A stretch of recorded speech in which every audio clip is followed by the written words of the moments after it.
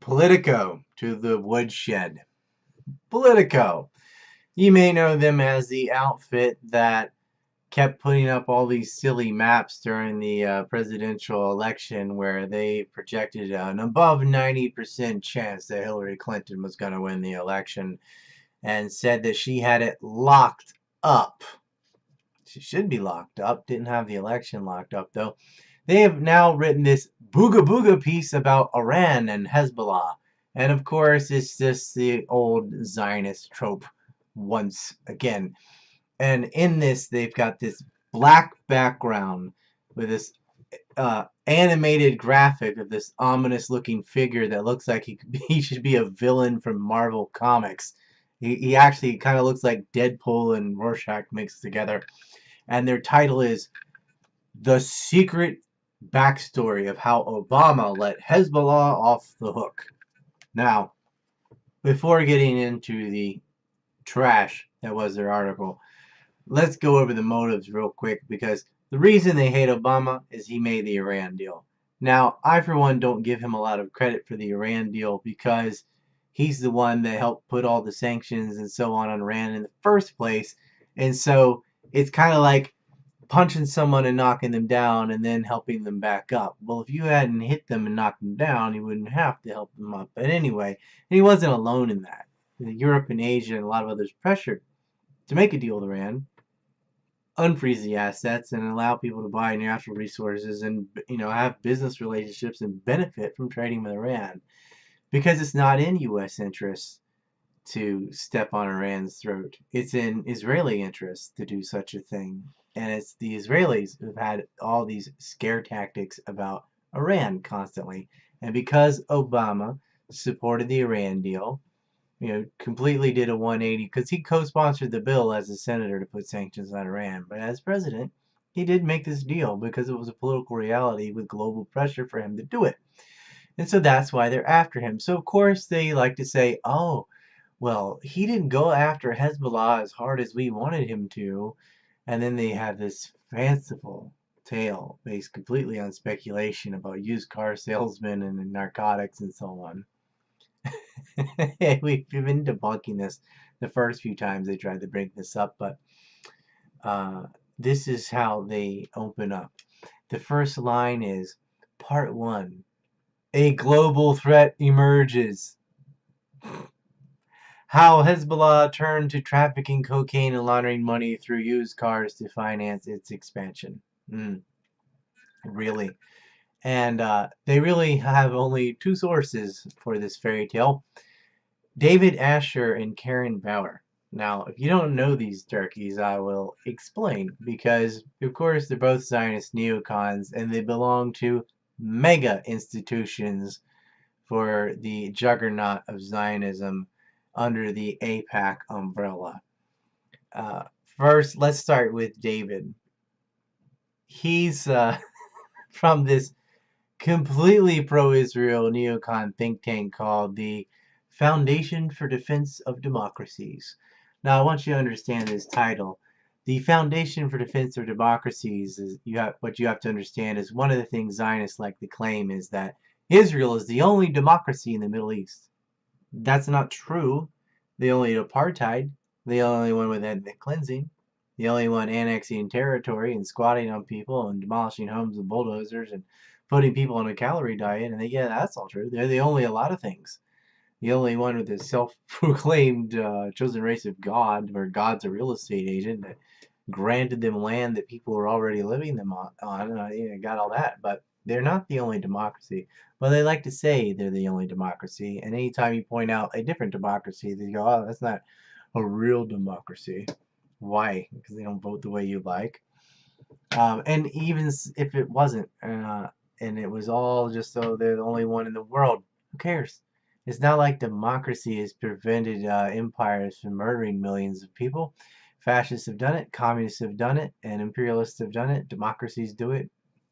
It's not a failsafe, but anyway, that's why they have this title. So, the Foundation for Defense of Democracies, which I'm going to call the FDD from here on out, testified 17 times before Congress against the Iran deal. Gee, You think they might have a bias or a clear position on Iran or Hezbollah or Israel? Of course, they're going to favor Israel and hate Iran. Of course, they're going to write stories claiming that the Obama administration went soft on Hezbollah because they didn't want to interrupt the Iran deal. Because they also say Iran supports Hezbollah financially and militarily. 17 times they testified against the Iran deal in Congress. And this institution is funded by Jewish billionaire Paul Singer, who is a glorified debt collector who has made his fortune going after and collecting debt from powerhouse economies like the Congo, Peru, and Argentina right after its collapse. And not only that, but Singer sits on the board of directors for the Republican Jewish Coalition, as well as the Jewish Institute for National Security of America, when it's not really America, it's Israel, called JINSA for short, both of which are Zionist outfits that like to use the word Jew in the title, but it's got nothing to do with Jews or Judaism. It's a Zionist organization, both of them are, to further the Zionist ideological interests for the Israeli state. But you see, to them, it's one and the same thing because Zionists believe that Israel is the Jewish state.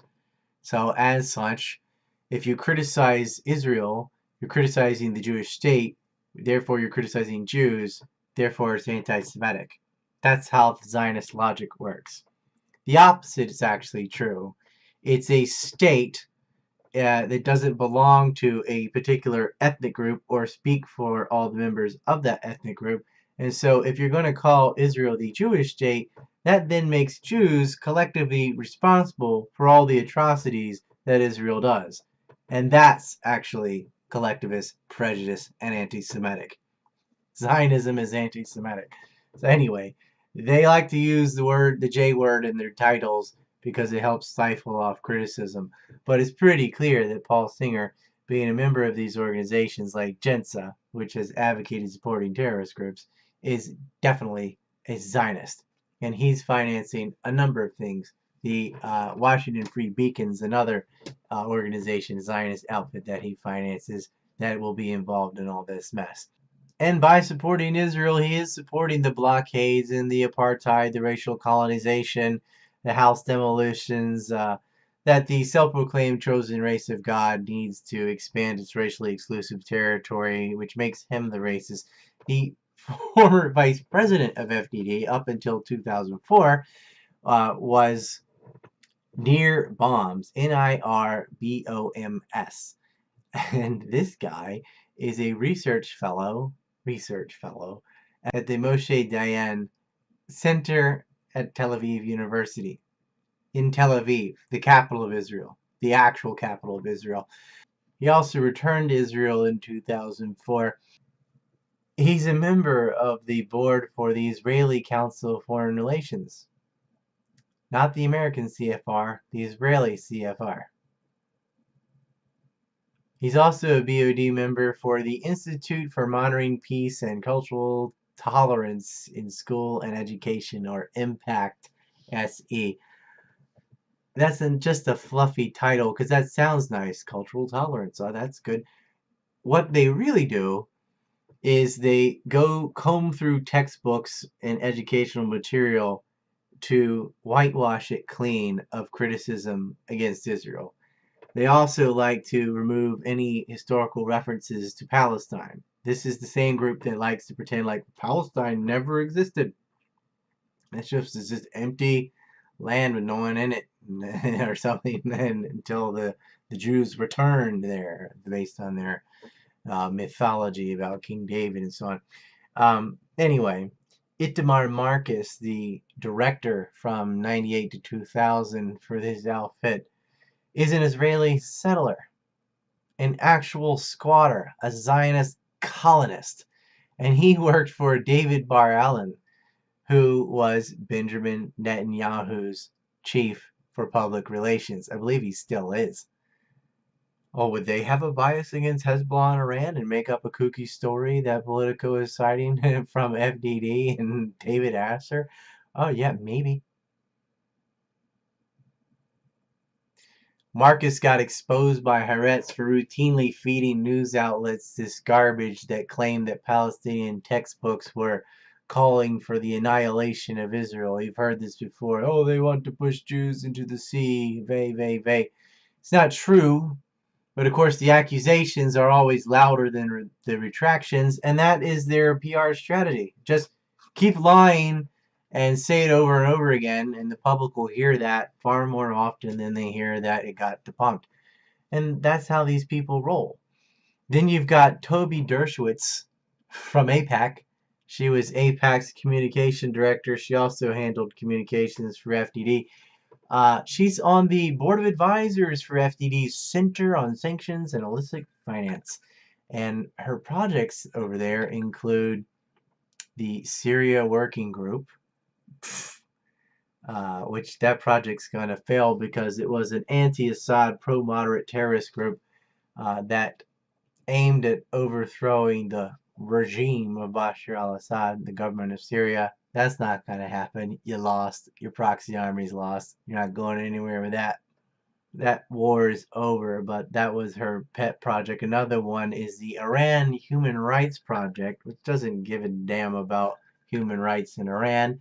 It just wants to demonize Iran, and it puts the microscope on them, and it is focused on exclusively finding or inventing human rights abuses in Iran. And here's a fun one I found. The Foundation for Defense of Democracy and David Asser, the one of two sole sources for this Politico trashy hit piece, recycled an earlier piece by Susan Crabtree from the Washington Free Beacon, which is also financed by Paul Singer. Check it out. Verbatim, paragraph after paragraph, all David Asher did was cut and paste another story from back in 2011. It reminds me of the recycled lies from the PNAC Weekly Standard New York Times trio they had, where they just passed around garbage from 1997 and 98 and regurgitated it in 2001, 2, and 3 as a new evidence of Saddam's WMDs, and of course, it was all deceptions. The number two source, and the only other source for the speculative fairy tale that Politico unravels in their hit piece, was Catherine Bear, and she's from WINEP, the Washington Institute for Near East Policy, which is, if you don't know, a cancerous outgrowth of AIPAC, the premier Israeli lobby. WINEP has a who's who's list of neocon Zionists like Barbie Weinberg, who is the founder and current president of WINEP. She's also a former member of AIPAC. You've got the Prince of Darkness and principal Iraq war architect Richard Pearl, who also with his cohort Douglas Feist set up a secretive office, the Office of Special Plans, inside the Pentagon, which illegally met with Israeli generals who didn't check in, with the sole purpose of generating propaganda to get a war started in Iraq. And they tried to follow that up with let's go into Syria and Iran. Anyway, Pearl is on the board of advisors, along with Henry Kissinger, who shares a media outfit with Richard Pearl. They're both on the board of directors for Hollinger Inc. together, along with James Thompson, who's George Bush's personal lawyer as well as a 9/11 commissioner. Kissinger's crimes are too long to list. I'd run out of breath, but he is definitely a Zionist. Then you've got Robert McFarlane, who ought to be in jail for his role in Iran-Contra. A lot of these folks should be. You know, Israel did over $500 million worth of arms trades during the Contra operation. It really ought to be called Israeli Contra, but it's a lot worse than what they were selling to Iran. It's all the weapons that ended up in Central America. But Seth MacFarlane, central dude, and why he's not in jail, I don't know. But he gets to be part of WINEP. Then you've got James Roach, the former Secretary of the Navy, who got cited for ethics violations for selling tankers and tanker planes, who Richard Pearl wrote op-eds about those deals in support of the tanker fiasco. So you can see how this echo chamber all scratches one another's backs and supports their criminal endeavors. Pearl's got his finger in every pie. Then you've got James Woolsey from the CIA, who was the PNAC Weekly Standard source of the bogus Iraqi senior officials gave anthrax to Mohammed Atta, the 9/11 ringleader and hijacker in Prague. Yeah, there was no meeting in Prague. Iraq didn't have anthrax, and neither did Al Qaeda, actually. But James Woolsey hears this from Israeli security forces who claim to witness this event that didn't happen because they lied. And so he becomes the source for PNAC, a Weekly Standard. Gary Schmidt, Robert Kagan, William Crystal, they all regurgitate this propaganda, which erroneously linked Iraq and 9/11 together. And a lot of people signed up to join the service and supported the war in Iraq because they thought Iraq had some role in 9/11. They didn't. But if you said that back in 2002, 2003, it was harder to get that message across because of the lies that were coming out of PNAC, which originate with folks like James Woolsey, who's part of WinUp. Then you have Elliot Cohen, who's one of the original neocons, even before Faith Pearl and Leibowitz and so on. The kind of household names of the neocon cabal of the Iraq War. Before any of them, Elliot Cohen was calling for war with Iran and Iraq way back. He wrote an op-ed piece in the Wall Street Journal where he identified what he called World War IV and advocated for the overthrow of Iran's government as a possible next step after overthrowing Iraq's government. Who'd want a war with Iran? I mean, it would cost millions of lives and wreck the world economy, but that's what he advocated. And of course, the Wall Street Journal that he wrote that op-ed for is already regurgitating this Politico hit piece. If you go look it up, the WSJ is already saying, oh, look, Obama was soft on Hezbollah because of this giant fairy tale about narcotics and used car salesmen, and they just didn't go after them because they didn't want to disrupt the Iran deal. No evidence, just like the Politico piece, no evidence, but it's just regurgitated puke, Zionist puke, over and over again. Dead pigeons. And then you have the Director of Research for WinUp, which is Patrick Clausen, who some of you may have remembered. Back in September of 2012, he suggested that the United States consider the use of crisis initiation. Sounds like Rahm Emanuel, right? Never let a good crisis go to waste. He suggested that the U.S. use crisis initiation in order to push Iran into war. And that almost happened in the Strait of Hormuz, if you remember that boating incident that got debunked, fortunately. They did assassinate scientists, and they've been pushing Iran left and right. But this deal has come through. So these are not the most reliable people from FDD, or especially WinUp. All they ever do is lie. But of course, to these people, the truth is whatever lies they can get away with that further the Israeli agenda. There's no such thing as truth. It's just, can you get people to believe you or not? But you see, would David Asher or Karen Weinberg of WinUp have a pro-Israel, anti-Iran bias? Oh, no, no. Quoting WinUp especially is like quoting AIPAC itself.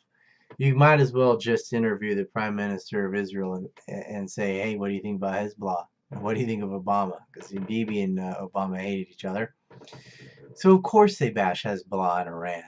They're a bunch of Zionist mouthpieces.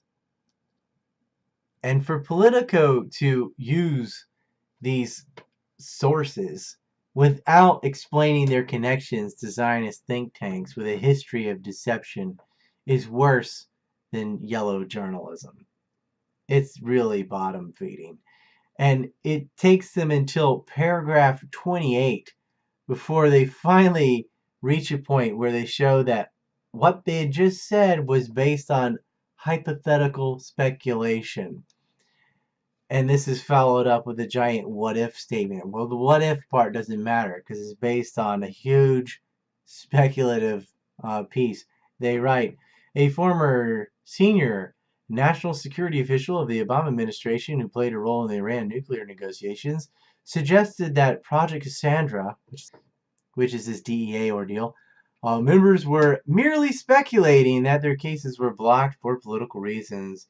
Other factors include a lack of evidence or concerns about interfering with intelligence operations that could have been at play. Well, you can always say that last one because what they do whenever they want to classify something is they say, well, it could expose ways and methods of gathering intelligence.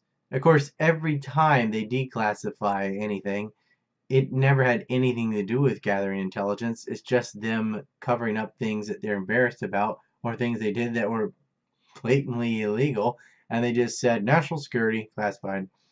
So you can always say, well, maybe, it's really true. We just can't tell you why because it would expose, ways and means of gathering intelligence. No, maybe it's just wrong and that's why you got rejected and there aren't any political reasons. It's just that it isn't true. That's a simple explanation, but they like to go on and on about Project Cassandra and not understand that maybe it's not linked to Hezbollah and Iran. And you were not stifled by the Obama administration to protect the Iran deal. You got stifled because your information was incorrect. But let's call a spade here. Politico is just a mouthpiece trying to get donations. They've got Google AdSense all over their hit piece. They need money. And really,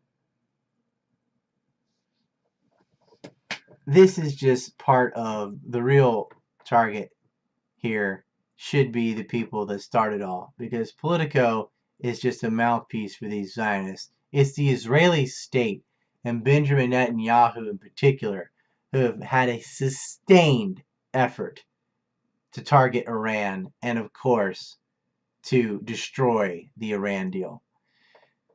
And even though the IAEA, the International Atomic Energy Agency, has made 9 different reports that they've given to the Trump administration showing that Iran is complying with the deal and is complying with inspections and is not building nuclear weapons, the Kushner in the ear Trump administration decides just to move the goalpost. Okay, you're not building a bomb. Well, we'll just accuse you of some other things and you'll have to prove a negative.